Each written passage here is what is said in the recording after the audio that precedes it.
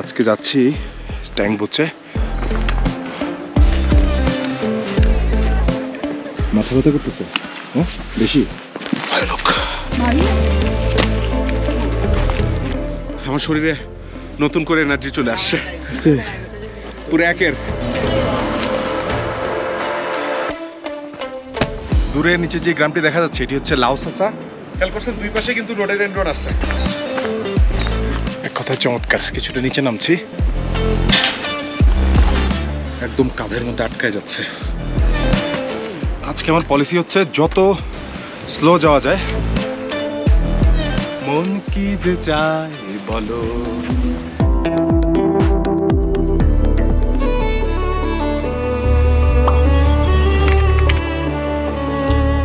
Good morning everyone. Express 24 আজকের পর্বে আমি সাব্বিন শফিক আপনাদের স্বাগত জানাচ্ছি ডেবুচে থেকে। আজকে সকালটা অন্য 8-10টা সকালের থেকে অন্যরকম, অসাধারণ। কারণ আজকে সকালে চোখ মেলেই জানলা খুলে চোখের সামনে ধরা পড়েছে অনিন্দ্য সুন্দর মাউন্ট এভারেস্ট, যেটি বিশ্বের সর্বোচ্চ চূড়া। এবং এবারের ট্রিপে প্রথমবারের মতো আমরা মাউন্ট এভারেস্টের দেখা পেলাম।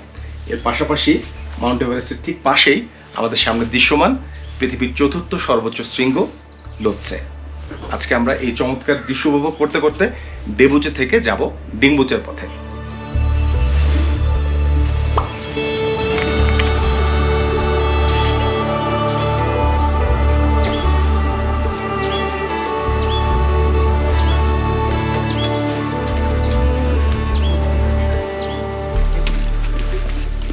ডেবুচে থেকে ডিংবুচের উদ্দেশ্যে আমাদের যাত্রা শুরু হলো। আজকে আমাদের পাড়ি দিতে হবে প্রায় 9.5 কিলোমিটার।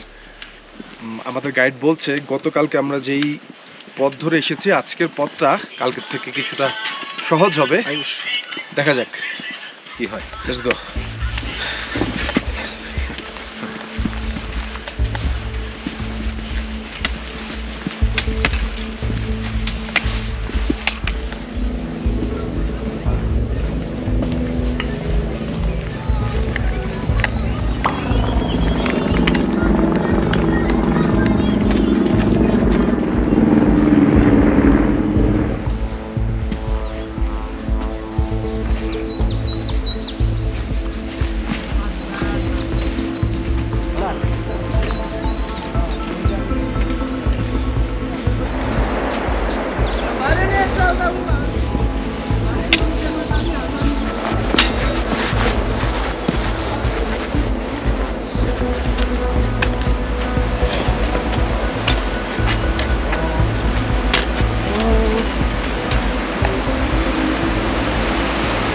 আজকে সকালে চমৎকার রোদ উঠলেও প্রচণ্ড ঠান্ডা বাতাস কিন্তু একেবারে কাঁপিয়ে দিচ্ছে। এই মুহূর্তে তাপমাত্রা সম্ভবত 5-6 হবে। ওই পথ ধরে আমাদের এগিয়ে যেতে হবে। ওই যে যাচ্ছে, তারপরে ওভাবে করে নেমে ওই ভেতর দিকে চলে যেতে হবে। এই যে স্নোপিক দেখা যাচ্ছে, চমৎকার। ওয়াও।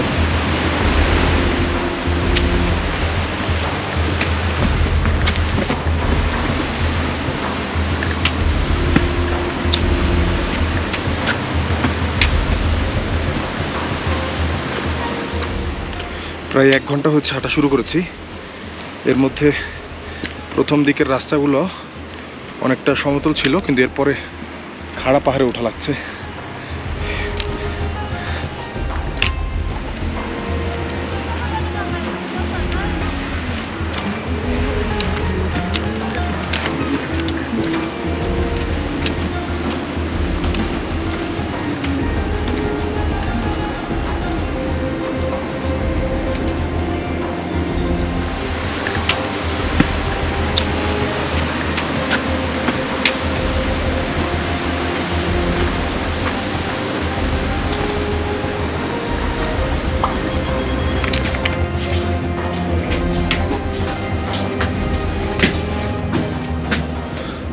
আজকের ওয়েদারটা কেমন নাই? Weather is good. A bright sunny day. Good day for trekking. ঠান্ডা বাতাস কিন্তু।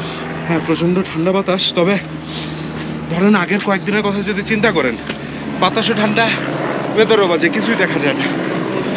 হ্যাঁ, আজকে তো তাও গতকাল থেকে কিন্তু ওয়েদারটা ভালো।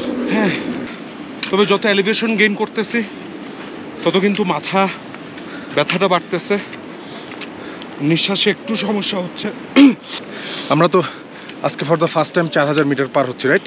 হ্যাঁ, এবং মাথায় কিছুটা ব্যথা হয়, এটা স্বাভাবিক, কিন্তু জাস্ট একটু রেস্ট নিয়ে প্রোটোকল মেনটেন করে হাঁটলে। প্রচুর পানি খেতে হবে, প্রতিদিন কয় লিটার পানি খাওয়ার কথা মহিদুল বলছে আমাদের? 4 থেকে 5 লিটার, ন্যূনতম 4 থেকে 5 লিটার পানি খেতেই হবে। ভাই আমি এখন আজকে আমার 2 লিটার মতো হয়েছে। তাই? হ্যাঁ, আজকে আমার হয় নাই। সবই ভালো। Wow. আমার আবার এটা আমাদ আবলাম না? Ayush, that one is Ahmad Ablam? Yeah, और ये क्या থামাশের কো? ये थम शेरके। ये থামশের কো। যারা এই এভারেস্ট ট্রেক করে আসছে তাদের বই পড়তেছিলাম, ব্লগগুলি আমার অত ভালো লাগে না, তো বইয়ে পড়ে যেটা বুঝলাম যে আহমদ আবলামে বিভিন্ন সময় আমাদের কাছে বিভিন্ন রূপে হাজির হবে।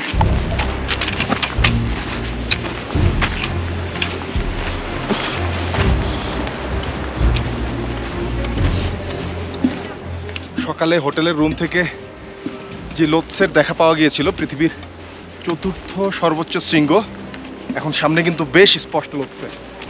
আর এই আমাদ আবলাম তো প্রথম থেকে আমাদের সঙ্গী আজকে ট্র্যাকে। আজকে গত কয়েকদিনের চেয়ে কিন্তু সবচেয়ে ভালো ওয়েদার এবং আমাদের লাকটা খুব ভালো। হোপফুলি শেষ পর্যন্ত এমন থাকবে।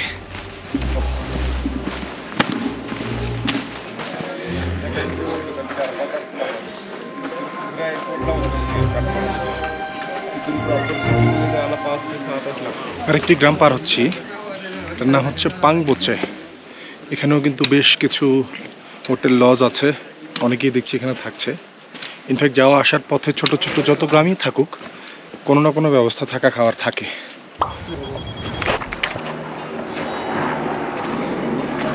পাংবোচে গ্রামে হাঁটতে হাঁটতে একটা ইন্টারেস্টিং জিনিস দেখলাম, আপনাদের সাথে একটু শেয়ার করি। এই পাহাড়ে কিন্তু গরম পানির খুব ক্রাইসিস এবং অনেক দাম দিয়ে কিনে খাওয়া লাগে। এই যে সূর্যের তাপ ব্যবহার করে পানি গরমের চমৎকার একটি কৌশল কিন্তু তারা ব্যবহার করছে। এই যে সূর্যের তাপের রিফ্লেকশনটা কেন্দ্রীভূত করেছে কেটলির পেছনে, এতে পানি গরম হচ্ছে।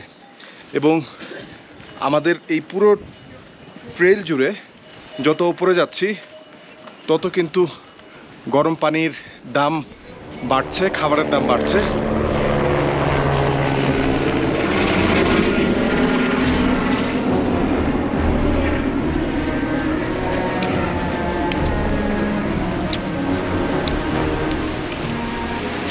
প্রায় 3.5 ঘন্টা হাঁটলাম। আজকে 8টায় বের হয়েছি, এখন 11:30। দূরে একটা গ্রাম দেখা যাচ্ছে খানিকটা উপরে, ওই গ্রামের নাম হচ্ছে সোমারে। ওই গ্রামটা, ওইখানে হচ্ছে আমরা আজকে লাঞ্চ করব। আশা করছি আধা ঘন্টার মধ্যে ওই গ্রামে পৌঁছে যাব। লাঞ্চ শেষে আমরা আমাদের গন্তব্যের দিকে আগাবো।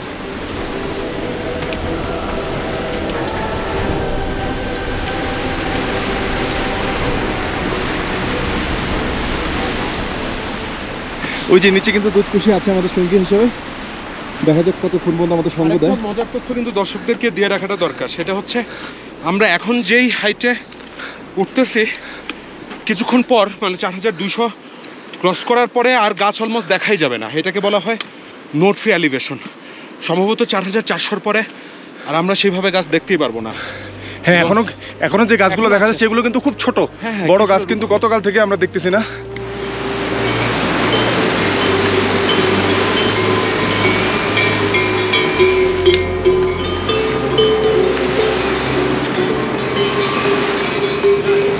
পথে গরু দেখলে সবসময় খাদের অপর পাশে দাঁড়াবেন, কারণ খাদের পাশে দাঁড়ানোটা রিস্কি।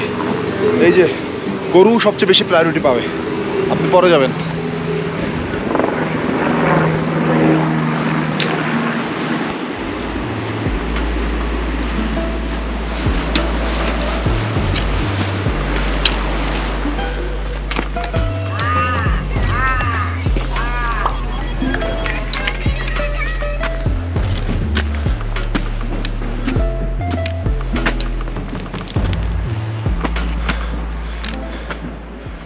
আমারে গ্রামে চলে আসছি। খাওয়ার হোটেল কোনটা চুজ করে আমাদের গাইড দেখি। Himalayan lunch spot. এই লাঞ্চ স্পটে আজকে আমাদের লাঞ্চ, মধ্যাহ্ন ভোজ। বাইরে যেহেতু রোদ বাইরেই বসি।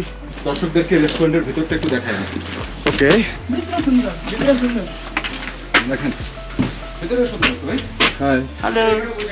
Welcome to দেখেন, Bhutan. সুন্দর তো, হ্যাঁ, ভিতরে সুন্দর। এখানে বসে বসে দেখেন সুন্দর। আমার আপনার ভিউ। ও। এটা কোনটা? ঠান্ডা বিনয়। ওকে ওকে ওকে, ডিসিশন চেঞ্জ, আমরা ভিতরে বসে খাবো। হ্যাঁ, ম্যাম কি খাবি? ডাল ভাত পাহাড়ে একটা কথা কিন্তু বলে, ডাল ভাত পাওয়ার 24 আওয়ার। ইয়েস। যারা আসে তারা অনেকেই ডাল ভাতটা চুজ করে, তারা বলে এতে নাকি অনেকক্ষণ শক্তি থাকে। টু ডাল ভাত তরকারি, দিস ওয়ান ডাল ভাত তরকারি। Yeah.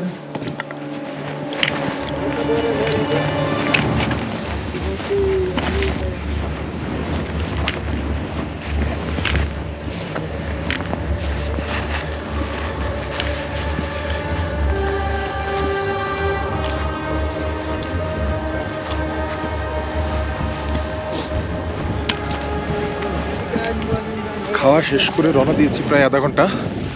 এই মুহূর্তে দুটি পাহাড়ের মাঝখানে একটি অসমতল ভ্যালির মতো একটা জায়গা, মানে এই ধরনের ল্যান্ডস্কেপ গত কয়েকদিনে কিন্তু আমাদের চোখে পড়েনি, এবং প্রচণ্ড বাতাস, মানে হাড়ে কামড় বসে এই ধরনের বাতাস। যদিও রোদ আছে, এই মুহূর্তে আমরা 4125 মিটার উচ্চতায় আছি সমুদ্র পৃষ্ঠ থেকে, এবং আজকের আমাদের যে ডেস্টিনেশন ওটা হচ্ছে 4410। আশা করি আর ঘন্টা তিনেকের মধ্যে পৌঁছতে পারবো।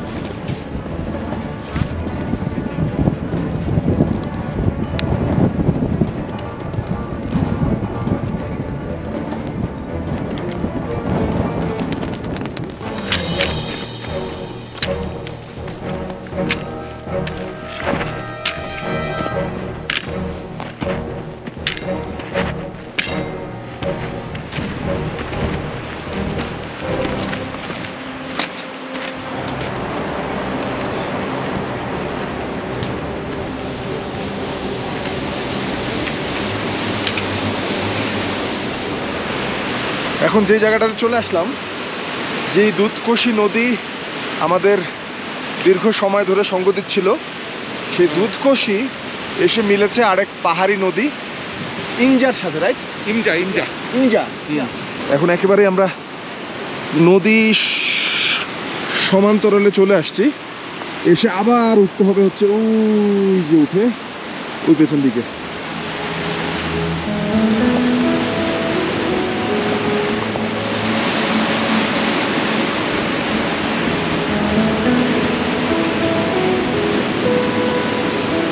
ঝুলন্ত ব্রিজগুলি না দিয়ে এইটা দিলেই পারে, এটা কোনো ক্যাচাল নাই। ঝুলন্ত ব্রিজের যে মজা, এটা তো তুই বুঝবি না রে পাগলা।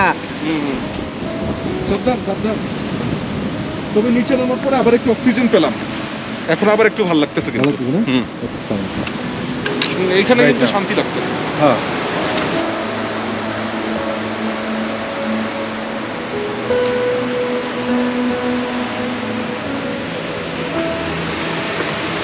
সোজা খাড়া পথ, শেষই হতে যাচ্ছে না। প্রায়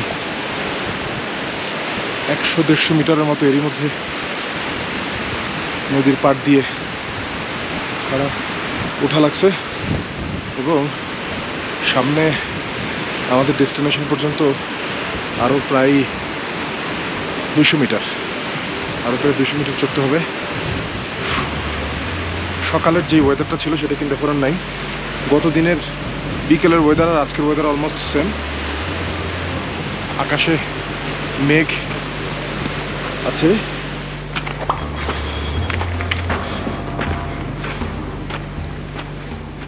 সম্ভবত দীর্ঘ অপেক্ষার প্রহর শেষ হতে চলছে। চোখের সামনে দেখা যাচ্ছে ডিংবুচে গ্রামটি।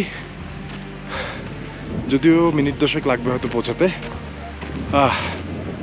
ওহ, ভয় পাচ্ছিলাম বৃষ্টি আসে কিনা। স্নোপিক কিন্তু এখনো দেখা যায়। নাইম, চলে আসলাম। হ্যাঁ, চলে আসলাম আমরা 4,400 সামথিং বোধ হয়। 4,410 হওয়ার কথা। হবে। ওরে নীল দরিয়া। দরিয়া ওইদিকে। হ্যাঁ, তারপরে পরের লাইন। আমি যে সুরে গান গাই তাতে দর্শক থাকবে না। আমাদের ছাড়িয়া। এই উচ্চতা যে গলা দিয়ে গান বাইরে দিচ্ছে এই বেশি। ভাই কি যে আনন্দ লাগতেছে, 4,400 পর্যন্ত যে আসতে পারবো আমি তো এটা ভাবি নাই। কি আনন্দ আকাশে বাতাসে। ওকে, লেটস ফাইন্ড আ হোটেল। ডিম্বুচেতে আমরা এই হোটেলটাতে থাকবো এবং আগামী দিন হচ্ছে আমাদের অ্যাক্লিমেটাইজেশন ডে, অর্থাৎ কালকে আমরা খানিকটা উচ্চতায় উঠবো, উঠে আবার নেমে এখানে এসে থাকবো, যেমনটি আমরা করেছিলাম নামচে বাজারে। এবং এই রুক্ষ ধূসর ডিম্বুচে পরদিন আপনাদের ঘুরিয়ে দেখাবো। আজকে খুব টায়ার্ড, হোটেলে গিয়ে একটু বিশ্রাম করি। ভালো থাকবেন, দেখা হবে পরের পর্বে। টাটা।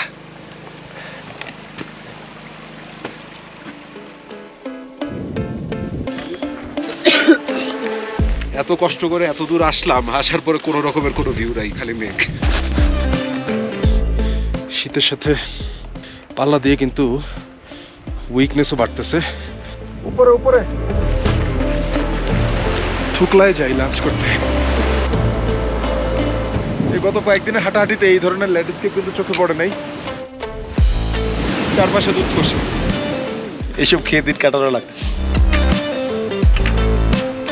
প্রচন্ড বাতাস, ঠান্ডা এবং গুড়ি গুড়ি স্নোফল। কি পরিমাণ বৈরী পরিবেশের মধ্যে দিয়ে হেঁটে যাওয়া লাগতেছে। পুরো হঠাৎ করে মেঘে ঢেকে গেল।